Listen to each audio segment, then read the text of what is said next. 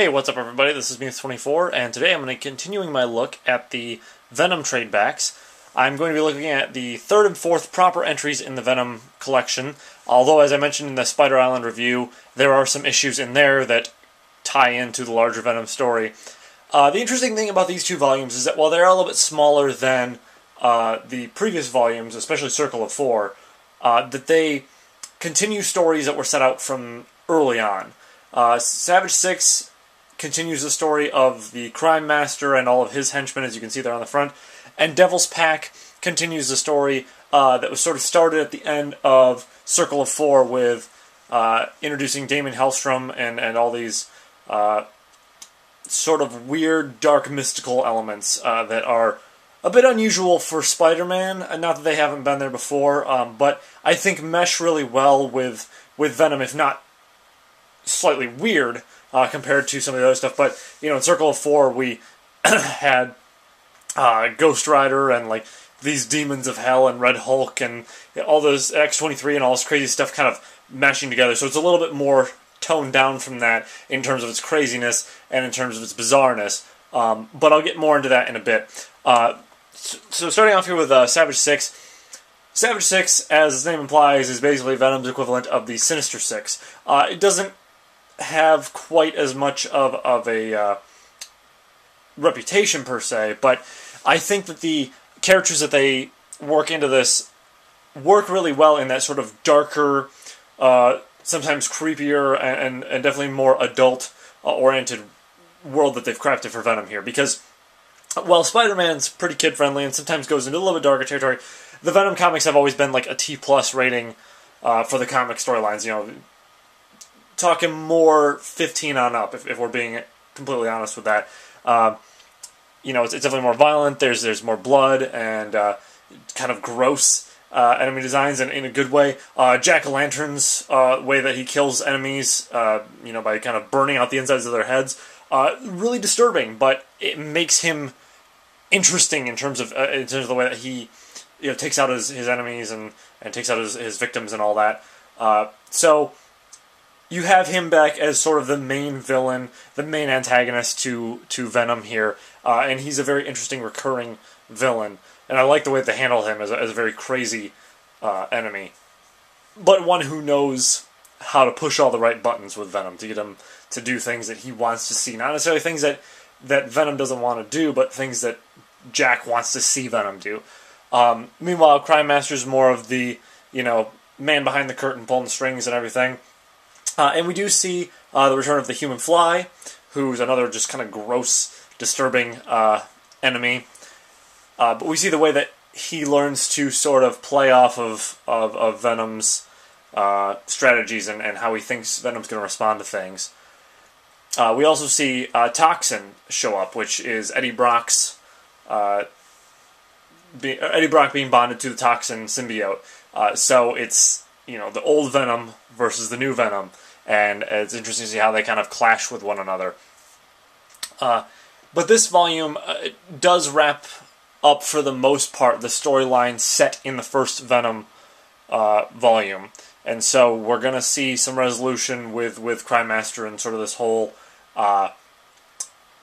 series of heists and hits that he's kind of been setting on everything, and like how Venom's going to respond to that and what the cost is going to be. I won't spoil how this thing ends, but I will say the ending is very human. It's an ending that's very fitting given both the tone of this series and the events that have come before that and all the characters involved. It also does limit itself to the main cast of, you know, the Savage 6, Eddie Brock, and a handful of other people that... Or not Eddie Brock, I'm sorry, Flash Thompson, and a handful of other people that have been influenced by the Crime Master's sort of reign of terror there, as well as Venom's new image and his new way of doing things. Toward the end, we get a little bit more into the big scale of, you know, how's Venom being perceived by other heroes, other, like, branches of the Avengers and stuff like that. How do they take to him? And that's, I think, a good way to sort of springboard into the next collection of stories. But take a look at some of the artwork in here. It continues with a very cool style of all the previous collections. Here we have a nice little cover art variant there with Venom kind of hanging upside down with a big rifle. And that's the thing to keep in mind for anyone who's just joining with this review, who didn't see the previous one. This Venom has very much a sort of Black Ops SWAT team look to his costume. He's a little bit more agile, fast, and kind of offense-oriented than classic Venom was. He's not as bulked out, though you do see him bulk out like classic Venom from time to time. But instead of the tentacles just kind of whipping all over the place and using them to like fly around the city as much, which he still does, he uses them for things like having extra symbiote tentacles come out of his back and hold extra guns as he's running through, a hot zone. There's one part in the first volume where they grab a grenade or a bomb or something like that and wrap it up to shield him from it, and then kind of throws it back at the person who tossed it at him. But yeah, here's a good shot of kind of in between the classic Venom and the new Flash Thompson Venom. It's, I think, a really good shot there. They got some explosions in the background. As far as more art, though, we've got a lot of really great action shots, actually, in this volume particularly. There he is fighting Jack-o'-lantern. Here he's kind of taking the fight onto the streets. Got some sound effects and some smashing going on there. And they do a lot of great things with the lighting effects, too. Can't really show you all the pages because some of them do get to be spoilers, but here's a really simple one, like the clock tower here with the sunset coming in the background. It might not look quite as good on camera, but it does a really good job of sort of segueing into this sort of darker and colder environment here with the human fly, which I think is pretty cool. But yeah, we do have some lead-in, as I mentioned, to the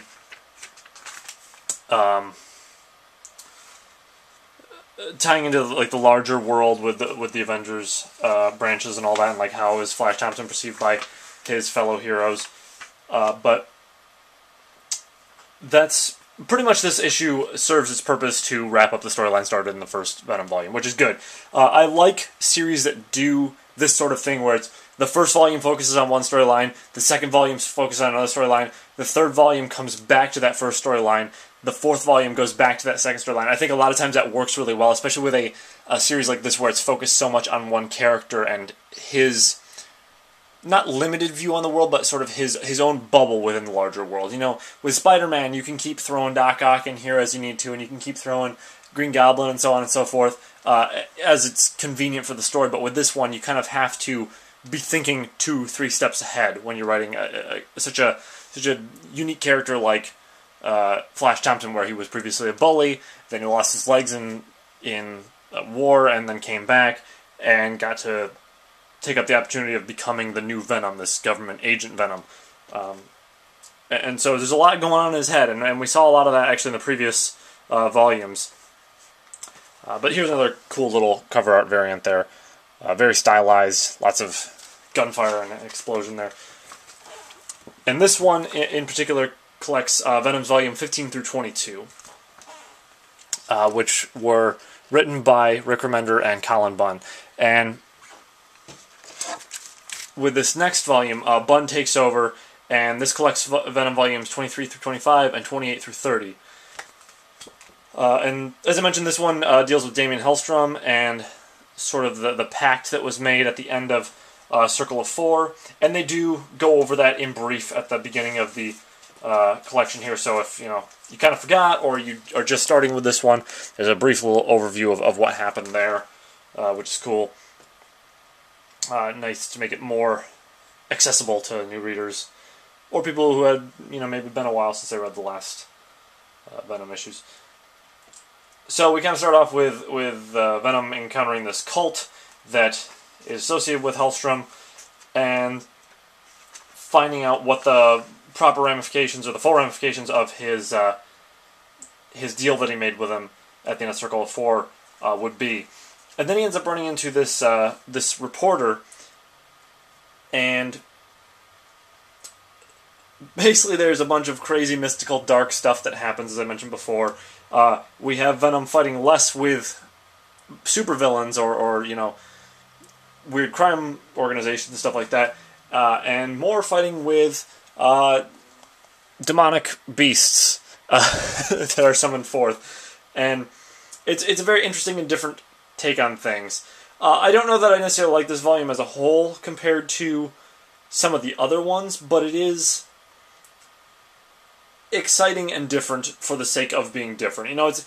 It might not be as strong as some of the other entries in the Venom series, but it's still pretty good in its own right, and that's always appreciated when you can do something different and still have it work like that. We do get a little bit more of his interaction with the other heroes, and we also get a look at him taking on Philadelphia, which is going to become his new personal headquarters, his own city to take care of. And really, this is where that whole thing starts off. Is he encounters these villains called the UFOs, who are causing enough trouble in Philadelphia for him to feel like it's justified for him to stick around and make that his own turf, which is also kind of cool because most of the Marvel stuff happens in New York, right? It's always been the hub for all the major superheroes back in the golden era of the comics and even today. And so for them to do someplace nearby but far enough out that it's its own thing, and give it to such a, I guess, not anti-hero, because it's not, well, I guess he kind of is an anti-hero, Flash, because he is a little bit more violent than some of the other heroes, but he's still a good guy at heart. So that sort of combination for this smaller city, I think, is interesting, and I wish that more writers would do this sort of thing. Like take a very a big city, but not a huge city, and place a single hero there or a small team of heroes. I think it works really well for this story.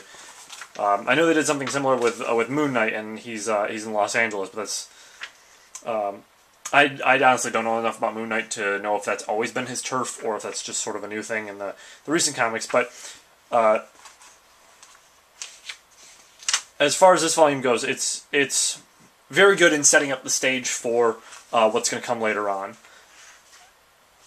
And there's some really cool artwork and some kind of funny cover variants here. Scotty Young does a lot of the baby Avengers and like baby Thanos and stuff like that. Here we have souped up Venom jumping out of a birthday cake, trying to surprise Spider-Man. But anyways, I really enjoy the whole Venom storyline and all of its different parts. And this third volume, Savage 6, pretty much wraps up the first Venom arc, and Devil's Pack continues that second arc and sets up the stage for what's going to be the third and sort of final arc of the standalone Venom stuff.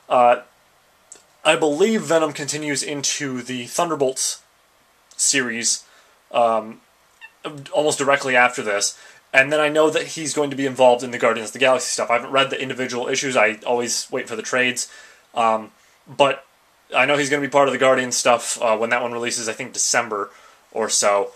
So I'm really looking forward to that and seeing how Flash Thompson has sort of matured since the end of the Venom series. And not that he doesn't mature over the course of it. I think that's where a lot of the maturation process happens is during this series, because he has to see the really dark and the really twisted side of things before he can really make an identity for himself as a hero.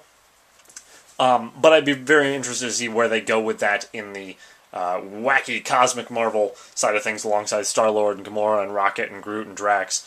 But that's pretty much it for this review here. I highly recommend the Venom series as a whole. It's a lot of fun. It's dark and gritty and a great reimagining of one of the most iconic Spider-Man villains of all time into this hero, tying the symbiote to Flash Thompson. I think it's a really fresh, interesting direction, and it made me like Flash Thompson a lot as a character. Because before he was sort of just a caricature, right? Like, he's a high school bully and whatever. But this, you really get a sense of who he is and what he stands for, and sort of this rebirth process that he went through after he came back from war and before he took on the symbiote. So if you want a series it's really focused on a handful of characters and like one hero in particular, this is a really great modern series, and I can only recommend it, even more, as I know what's coming in the later volumes there. I've read ahead of everything, and I just figured I'd do a review of this before we get into the final bits there and wrap up the Venom story. So that's pretty much it for this review, and with that, I will see you guys next time.